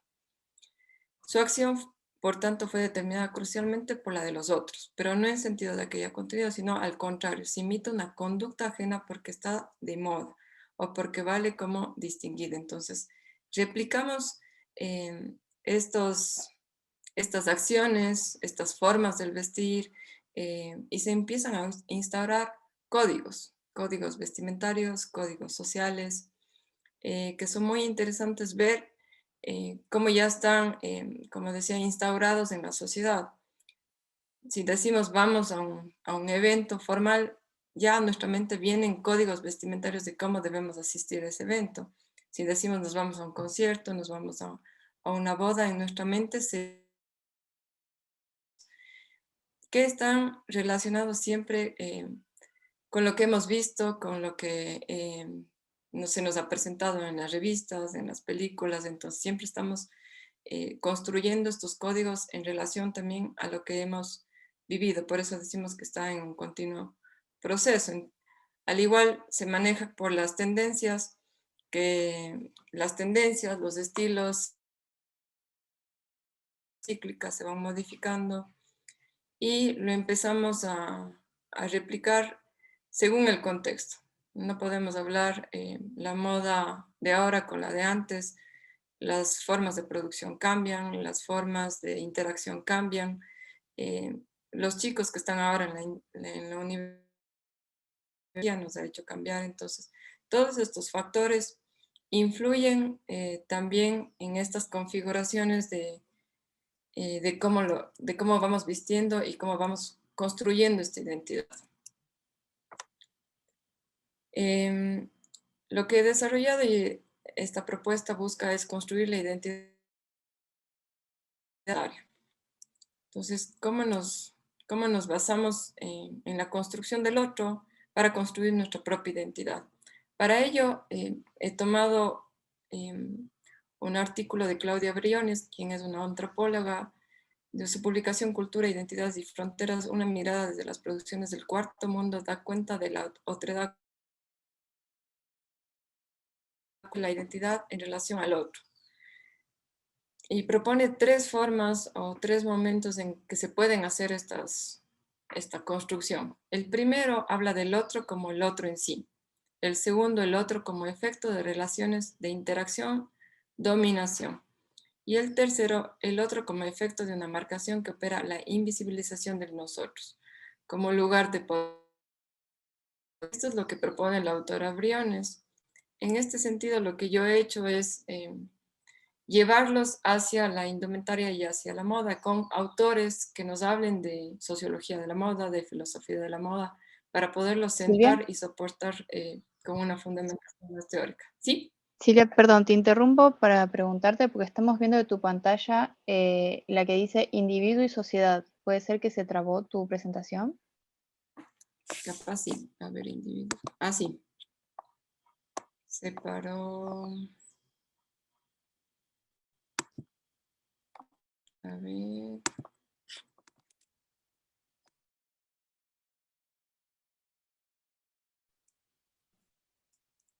¿Cambió? Perfecto, sí, ahí está correcto, gracias. Ya. Mil disculpas, no me había dado cuenta. Bueno, entonces había comentado de Claudia Briones. Entonces empiezo a construir esta construcción de autores que hablan ya de moda. Como igual mencionaba Sergio, es cierto que la moda ha estado por muchos años muy alejada de las investigaciones científicas, pero ahora se encuentra mucha más información. Se habla de la fashionology o modología, que mucha información está escrita en inglés, pero es interesante ver también cómo se contextualiza en los diferentes países esta construcción de moda ya.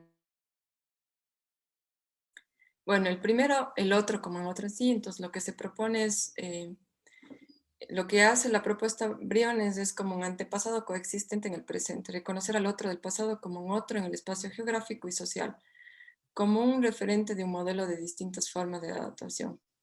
En este sentido, lo que yo he hecho es tomar el concepto del desarrollado desde la sociología de Godard, de Frédéric Godard, quien propone a la moda como un hecho social, que implica profundamente a las personas y a los grupos sociales y cuya comprensión da cuenta del humano en su totalidad.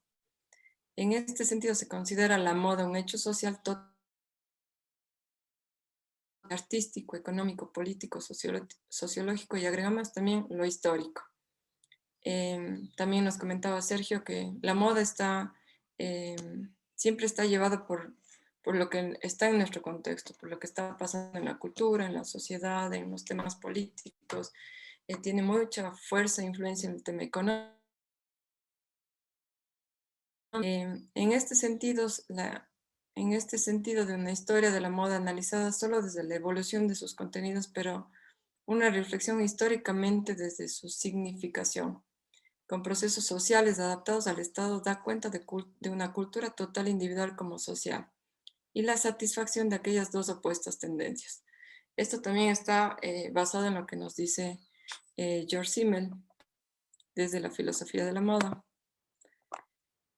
En este sentido, lo que también he hecho es llevar estos conceptos, ya sentarlos en un contexto más local. Bueno, a nivel de América Latina también pasa esto, que nos vemos influenciados por corrientes occidentales, especialmente Estados Unidos.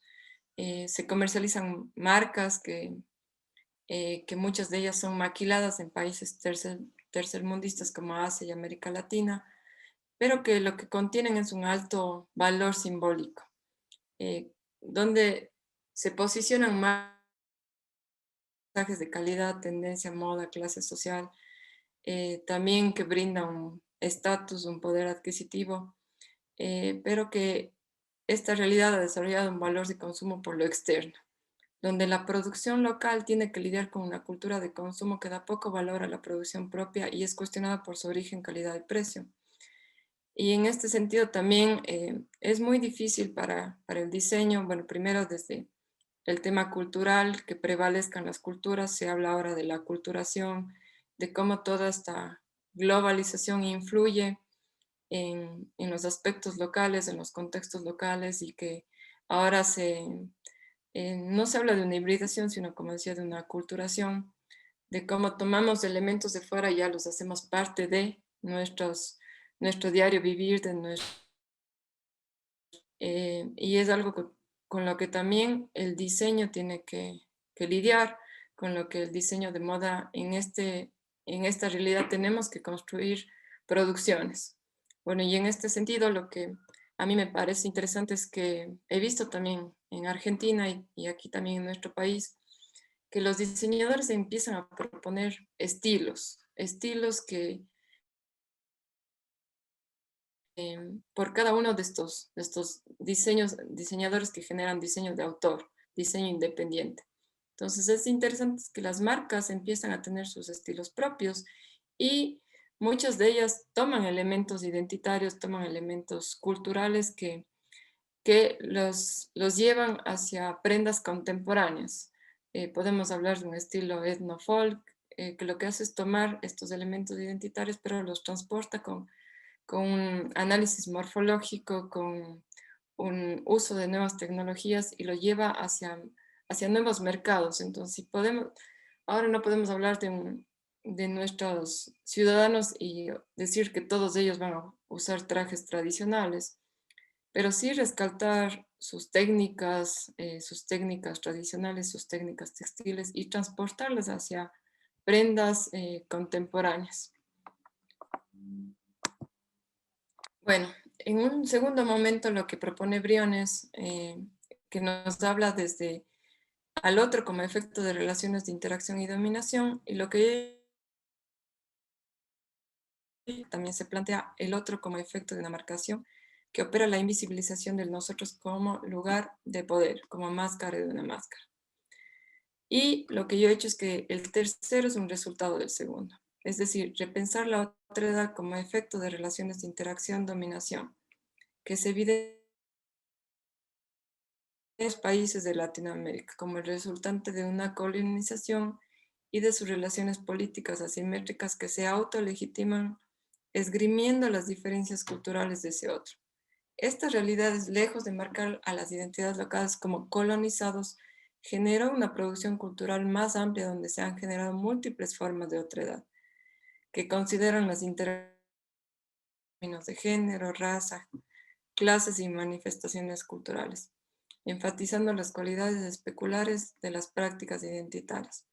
Entonces, si bien hay que reconocer toda nuestra historia, la colonización, pero también lo que la colonización ha hecho en nuestros países es fortalecer varias de las culturas y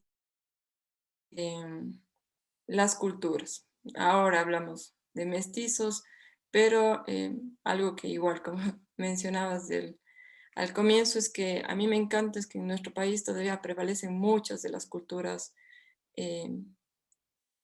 que tienen su origen en los cañaris, en los incas, las culturas. Entonces es muy diverso en nuestro país. En este sentido, desarrollar una identidad propia aspiracional para el otro que comunique un sentido de pertenencia, que fortalezca aspectos de diferenciación, que fomenten la creación y desarrollen consumo cultural de lo local. Que busca siempre como los aspectos negativos que fue de la colonización o de cómo se formó nuestra sociedad, sino de ver qué nos puede fortalecer a nosotros, con este sentido de pertenencia, desde consumir lo local, de consumir lo cultural. También es importante ir reconociendo, como decía, los diferentes factores sociales, como el consumismo, como la globalización, cómo están, lo que nos comentaba nuestro ponente anterior, que cómo se está consumiendo ahora, de qué forma llegan estos productos a los consumidores, es muy interesante también analizar. A medida que las culturas nacionales están expuestas a influencias externas, se vuelve más difícil preservar las identidades culturales intactas. A prevenir que se debiliten a raíz del bombardeo cultural y la infiltración, las personas en pueblos pequeños aparentemente remotos y pobres del país del tercer mundo pueden recibir en la privacidad de sus hogares los mensajes de imágenes de culturas ricas, a lo que esto se vincula como la aldea global. Entonces, como toda esta comunicación, estas formas de llegar a la gente también influencian en cómo va construyéndose nuestra identidad. Hablaba igual de la globalización, de todos estos procesos de comunicación, de la tecnología, las identidades individuales y colectivas, siempre con un vínculo hacia el territorio, hacia la cultura, hacia la etnia, hacia la familia, hacia la comunidad. Y como decía, buscar que estos sean nuevas oportunidades para la producción de indumentaria, para el diseño y para la moda. Y como canal de comunicación potente que promueve la imitación y fomenta la diferenciación. Se propone construir una identidad con mirada reflexiva de lo que fuimos en un momento histórico, con conocimiento de nuestro contexto, nuestra cultura, buscar nuestras fortalezas locales y encontrar oportunidades en un mundo de comunicación que está globalizado, pero que también igual brinda nuevas oportunidades.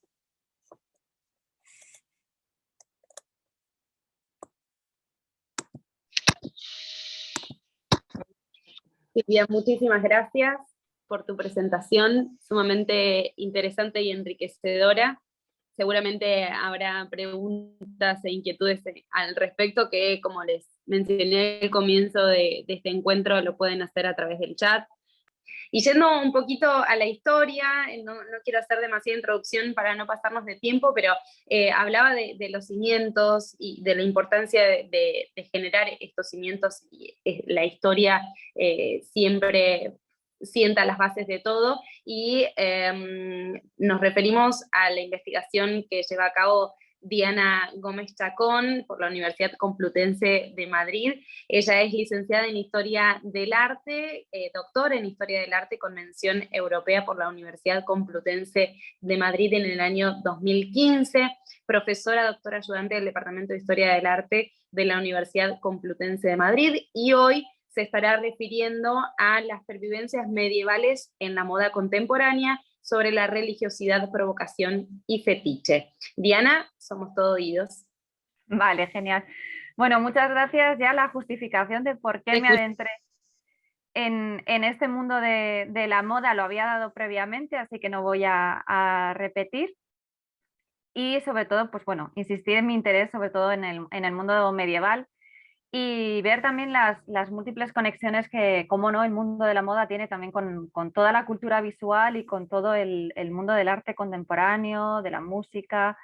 Y sobre todo cómo se utiliza muchas veces un imaginario que estamos bastante familiarizados con él, pero que en realidad muchas veces nos reparamos en el hecho de que hunde sus raíces precisamente en esos primeros momentos del cristianismo y su posterior desarrollo y construcción visual a lo largo de los siglos medievales.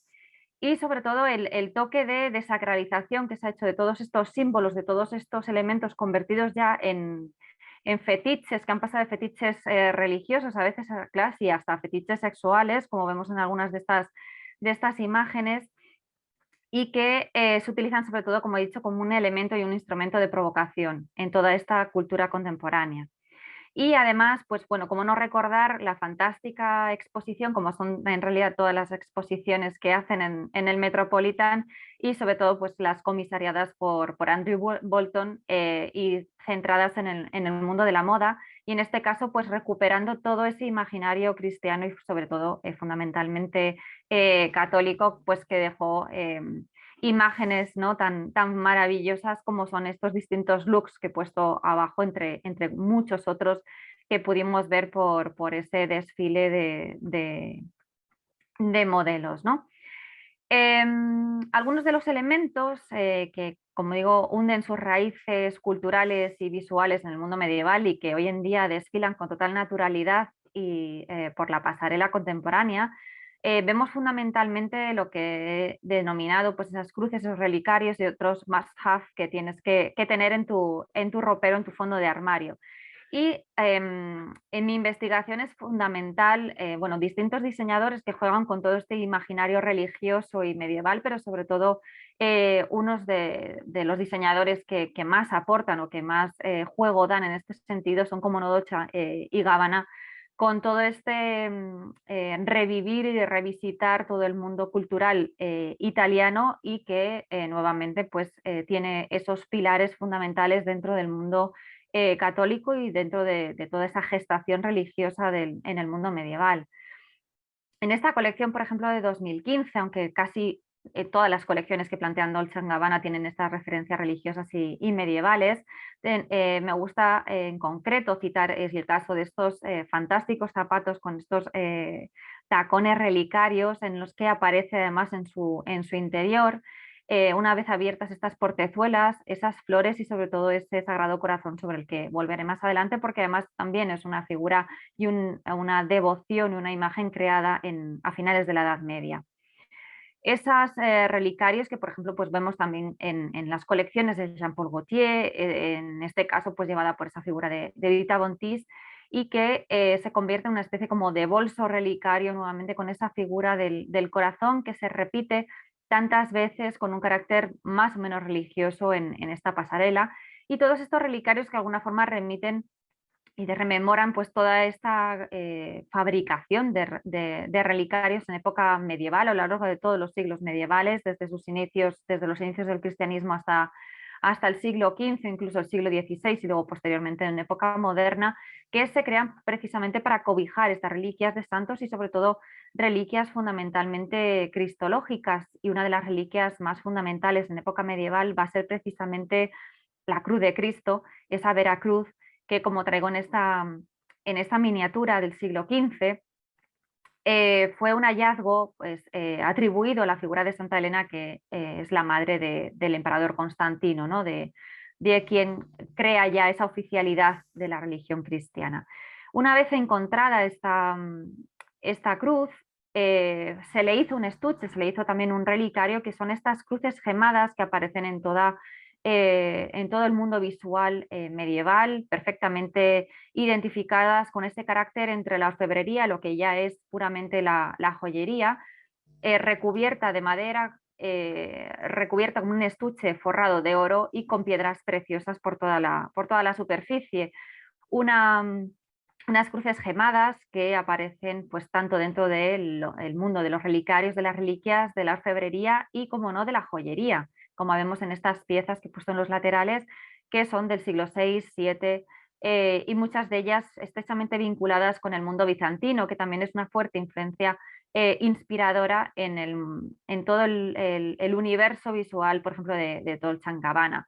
Pero cómo no hablar de cruces gemadas y no mencionar pues, los diseños de Christian Lacroix, en los que realmente se ha convertido casi en un fetiche del diseñador, estas cruces convertidas en joyeles y tan icónicas como puede ser esta portada de Vogue de 1988, con esa cruz que, como digo, pues remite a esa tradición constantiniana, pero que ha acabado totalmente desacralizada en la moda contemporánea, o por ejemplo colecciones como lo de Chanel, en las que tanto apliques de pelo como esa especie como de tops en las que todo el patrón lo conforman estas cruces a modo de joyas, estas cruces gemadas, o como decía, en todo el universo visual de Dolce & Gabbana, que es tremendamente rico y, como sabéis, pues juegan siempre con ese toque de provocación, retomando también pues, al ser italiano, retomando pues, toda esa tradición católica tan presente y esa sociedad tan conservadora con la que ellos pues, bueno, quieren a veces jugar, ¿no? Y algunos diseñadores llegan incluso más allá, no se conforman simplemente con esa cruz gemada, sino que incorporan incluso pues, esas figuras de Cristo crucificado, que, como os traigo aquí ejemplos de época medieval, son bastante habituales, obviamente, como objetos de devoción, pero que cuando pasan a la moda contemporánea se convierten en simples complementos. Quizás uno de los más arriesgados también era siempre pues, Alexander McQueen, con todo este imaginario también cristiano con el que él jugaba en muchas de sus colecciones, y que vemos aquí en estos antifaces, dibujando con el cuerpo de Cristo pues las cejas y el puente de la nariz en estos modelos que vemos en el 96. Pero además de esa cruz de Cristo, otra de las reliquias fundamentales en época medieval y que han pasado a la pasarela contemporánea es precisamente la corona de espinas, que vemos aquí en otra de las miniaturas del siglo XV, y que fue atesorada por San Luis de Francia, por el propio rey, que la convirtió en una de las grandes reliquias francesas. Y que vemos aquí, por ejemplo, pues en la colección de Givenchy de otoño-invierno 2010, para una colección de moda masculina, en la que esa corona de espinas se ha convertido en un collar de espinas, en un complemento masculino, y nuevamente mucho más provocador, mucho más transgresor, es nuevamente en esta misma colección de 1996 de Alexander McQueen, en la que esa corona de espinas, que es, como digo, esa reliquia cristológica casi por excelencia, se ha convertido en una especie como de diadema, de corona, y además aplicada a una modelo femenina, con un carácter un tanto andrógino, y que creo que pues, promueve muy mucho esa provocación visual y religiosa, que era pues, bueno, uno de los principales objetivos con este desfile de Alexander McQueen. Como decía, y como veíamos en esos relicarios, otro de los elementos fundamentales, aparte de estas cruces, estos relicarios, de estos crucificados, de estas coronas de espinas, son los sagrados corazones, que es un elemento al que se le va a prestar una especial atención en este siglo XV, en esos finales de la Edad Media, y que va a pasar a la moda contemporánea, pues nuevamente convertido en un elemento puramente muchas veces decorativo. Vemos aquí alguna de estas imágenes de las primeras representaciones de este Sagrado Corazón de Jesús, además con esos rayos que emergen de esa figura central, y que muchas veces vemos en esos complementos de moda contemporánea totalmente reproducido con bastante fidelidad en ese sentido. Maravillosas las aportaciones, lógicamente, de los que ya he citado tantas veces, de Dolce & Gabbana, y que lo reparten, lo recubren a todos sus modelos con estos sagrados corazones que aparecen en todas las prendas que conforman estas propuestas de estas distintas colecciones que ya he ido mencionando, o incluso en los célebres bolsos Devotion, que es precisamente el elemento central, el elemento de cierre, y que tan cotizado y tan valorado y tan deseado por las distintas celebrities que se quieren hacer con ese bolso Devotion como una de las elementos icónicos también de la firma. Y curiosamente vemos aquí pues también estas miniaturas del siglo XV que os he traído y que veis pues lo habitual en la Edad Media de escribir pues algunos lemas, leal, pero siempre con un carácter devocional, lógicamente, o aquí el monograma de Cristo, y que Dolce & Gabbana ha utilizado también ese mismo espacio para colocar esas iniciales, ese logo, esa firma y convertirlo pues en un emblema de marca, ese Sagrado Corazón. Por lo tanto, como digo, totalmente desacralizado con respecto a su origen.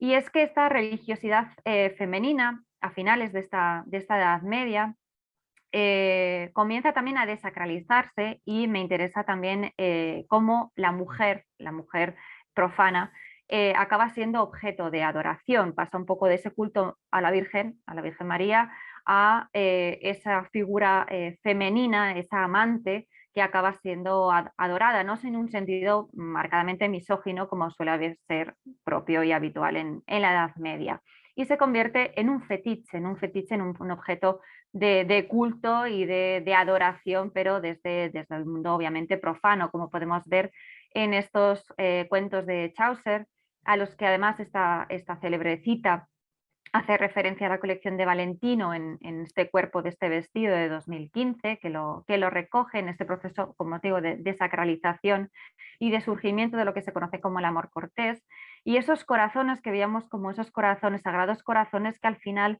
se van a convertir en elementos profanos. Vemos estos códices cordiformes con forma de corazón que van a surgir también en estos últimos momentos de la Edad Media, y estas imágenes de cancioneros que os traigo que se conservan en la Biblioteca Nacional de Francia y que tienen esa forma de corazón y que están estrechamente vinculados también pues a esa promoción del amor cortés, en el que ya no es la religión el objeto de adoración, sino la mujer en sí, que es un objeto a conseguir, ¿no?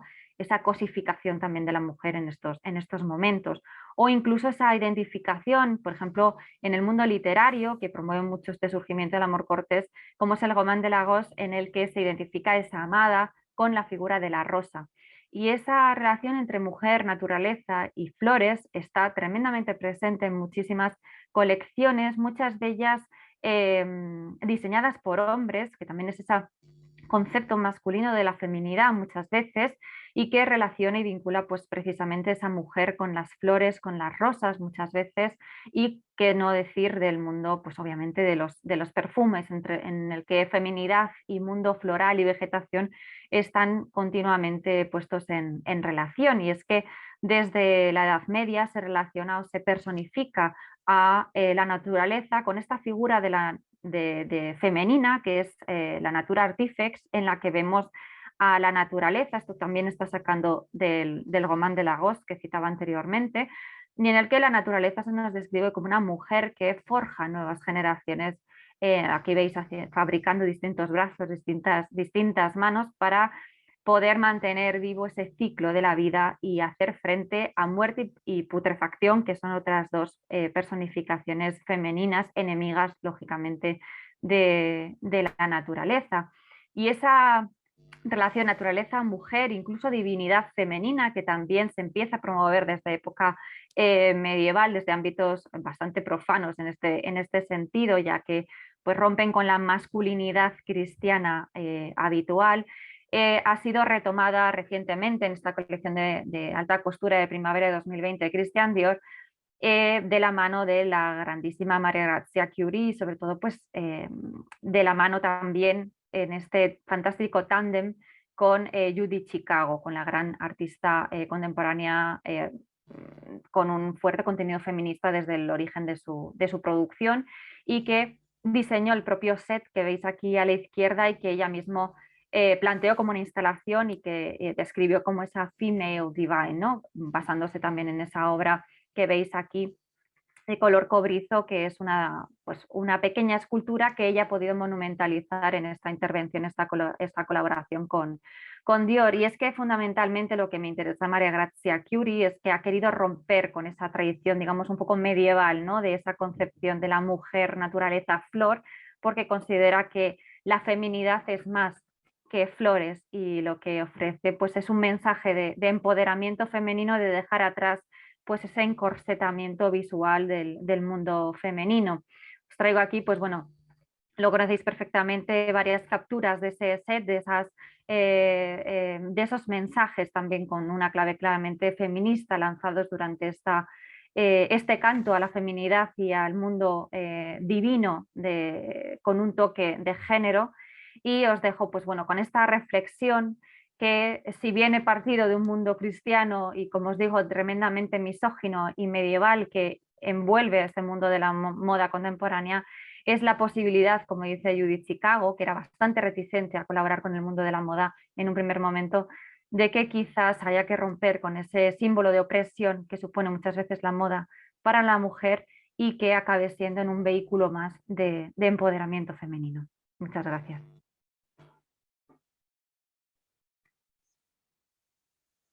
Fantástico, fantástico, Diana, escucharte, ver todas esas imágenes tan representativas y tan expresivas del arte y la moda, y cómo todo está atravesado por lo mismo, ¿no? Por impactar a través de la imagen. Qué increíble. Bueno, nos extendimos un poco en el tiempo. La verdad es que no quería interrumpirlos en absoluto, porque cada presentación denota el esfuerzo y el trabajo incansable que hacen detrás con lo que lleva y con lo que busca también compartir con nosotros. Así que simplemente agradecerles a cada uno. Sé que Sergio tenía compromiso, nos anticipó antes, así que esto va a quedar grabado para que pueda luego escucharlo. Les agradezco, Diana, Victoria, Sergio, y también Silvia por haber estado este tiempo. Ahí está escuchándonos Sergio. Muchísimas gracias por sus investigaciones, que, como les decía en el comienzo de esta presentación, están formando parte de nuestra publicación de cuadernos del Centro de Estudios en Diseño e Investigación de la Universidad de Palermo, que ya está pronta a su edición final. Vamos a estar compartiendo las novedades a través de nuestras redes sociales, a través de todos los medios de comunicación de la universidad. Seguramente habrá preguntas, saludos de aquellos que están compartiendo y se mantuvieron firmes hasta este último minuto. Probablemente lo extendamos a otro medio para que puedan comunicarse con ustedes. Sean libres de querer compartir algún contacto, algún mail, red social en el chat, para que, si hay algún alumno interesado en profundizar su investigación de tesis o algún trabajo en particular, lo puedan hacer para consultarles acerca de lo que estuvieron presentando hoy, sin compromiso. Simplemente es una posibilidad para que ellos se puedan contactar, ya que por ahí el tiempo es un poco tirano aquí en la virtualidad. Les deseo que tengan un hermoso fin de semana. Gracias por este encuentro. La virtualidad nos permite esto. Si quieren hacer alguna reflexión o alguna palabra final, me llamo a silencio y los escucho.